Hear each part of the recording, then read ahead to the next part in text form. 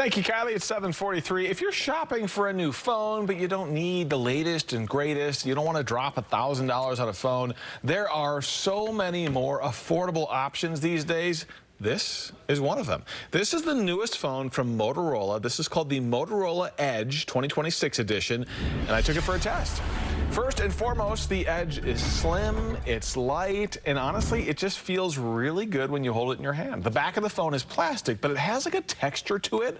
Almost feels like fabric. Motorola calls it twill-inspired. On the back, you have 3 impressive cameras, a 50-megapixel main camera, a 50-megapixel wide-angle camera, and a 10-megapixel telephoto zoom lens.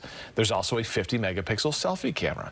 On the front, really nice 6.3-inch AMOLED screen, but it doesn't feel like a big phone, even though it's got a pretty big screen, mostly because of how thin and light it is.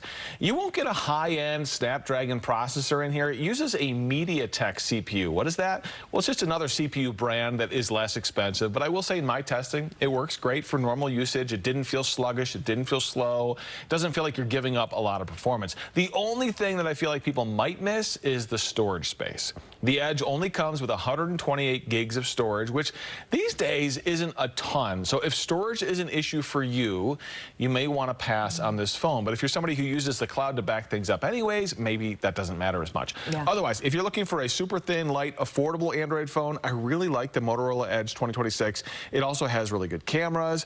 And I think this is proof, this phone is proof that most people don't have to spend $800, $1,000 to get a good phone. There are so many great options these days that are cheaper than that.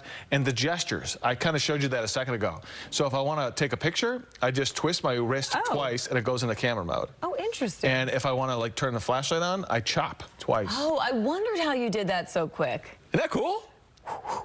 I don't know if they have like a patent or something on it, because I wish other phones would do that. Yeah.